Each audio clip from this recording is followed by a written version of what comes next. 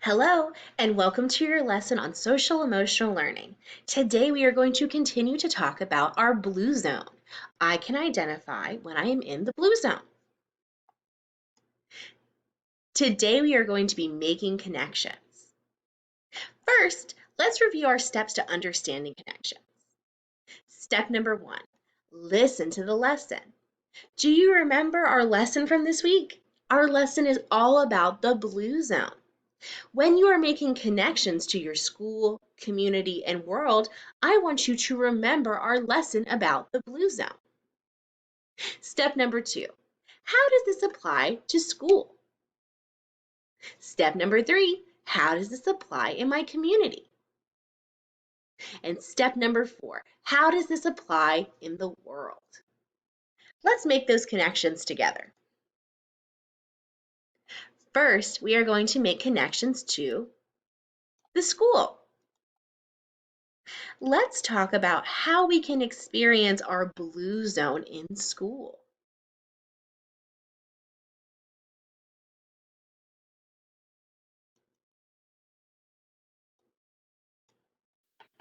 Billy's feeling sad.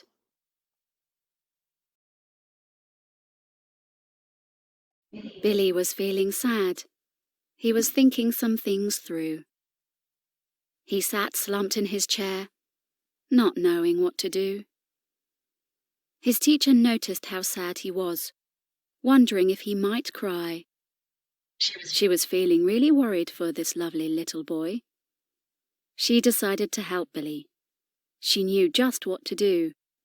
She gathered sheets of paper and some coloured pencils too.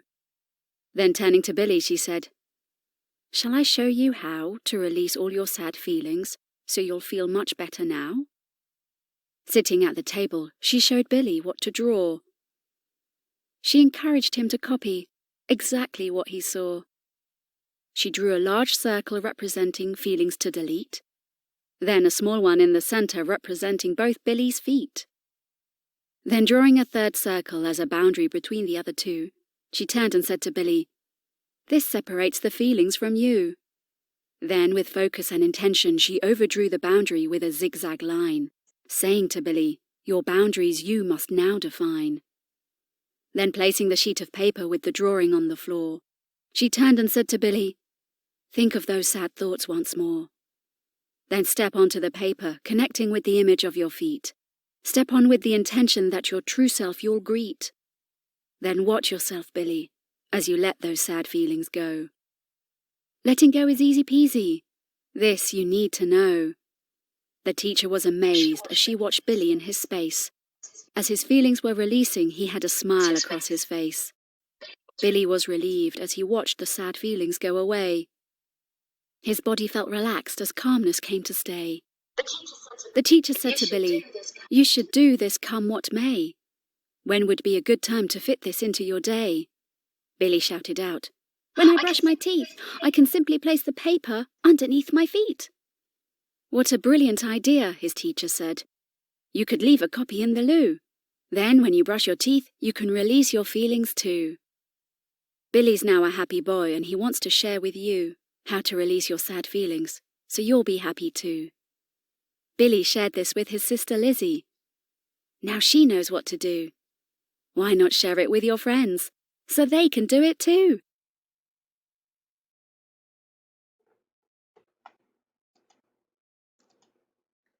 That was a great story.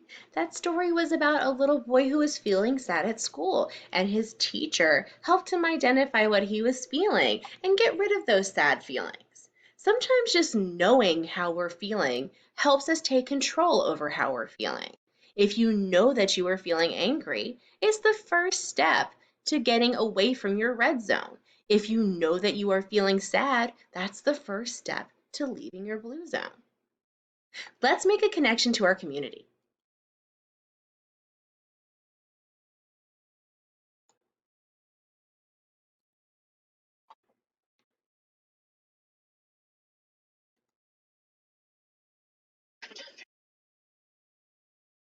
Just how clean are North Carolina's beaches? Well, a new study says there are close to 100 points along the Carolina coast that could make you sick. CBS 17 digital reporter Judith Ratana digging deeper into which beaches are the most polluted and why. Summer days mean it's time to cool off and hit the beach. But is your beach safe for swimming? Environment North Carolina tested the water at popular beaches like Wrightsville, Emerald Isle, and Atlantic Beach. You have your issues with tourism and development.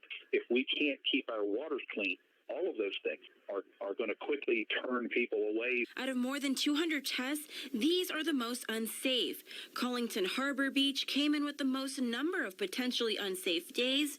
Palmico River had the largest percentage, with a quarter of test days coming back unsafe. Mid to low 20% doesn't sound like much, but to me, they're pretty significant numbers. And that's just the days that the water has been tested. The concern with that is, are we able to test enough? Environment North Carolina says there are three main culprits to unsafe waters. Increased development means more pavement runoff going into the waterways, frequent sanitary sewer overflows due to aging infrastructure, and lastly, excess manure from factory farms is washing away with rainfall. At the end of the day, all of the waters exist in the same water system and eventually are going to run together. So what is in the water, plus the East Coast versus West Coast battle? Who has the safest swimming water? That's all online in my story at CBS17.com. I'm digital reporter Judith Ratana, CBS. That was a very News. interesting video. We watched that news report about how the beaches in North Carolina are so polluted that they might be making people sick. Feeling sick is an emotion or a feeling that you have in your blue zone. Let's make a connection to the world.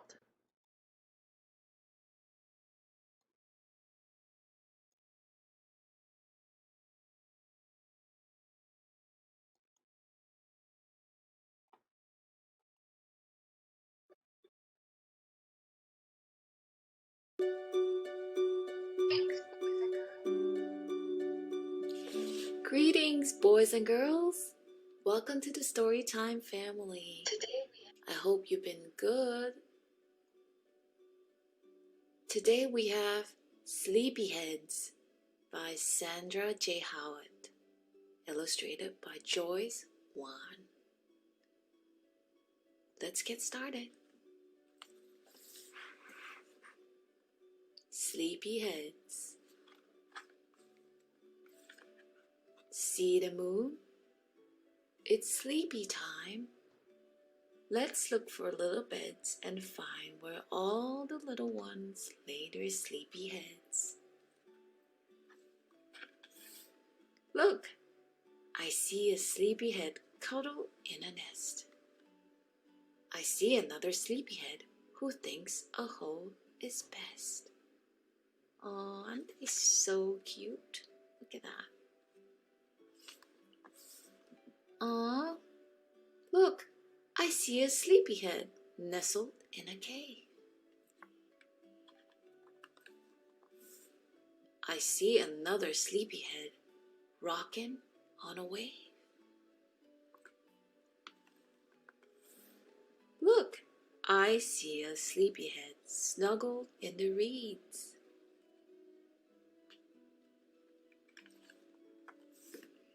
I see another sleepyhead resting in the weeds. Look, I see a sleepyhead burrowed in the hay. This one's not a sleepyhead. This one slept all day. See the house? Let's peek inside. Let's look for little beds and find where all the little ones lay their sleepy heads.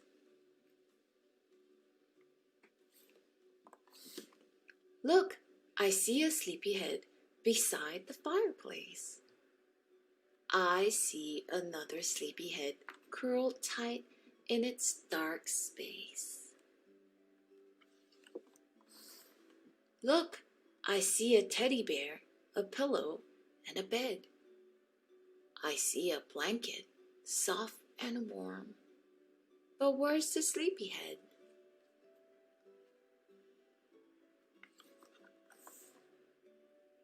We found all the little ones in trees and holes in caves.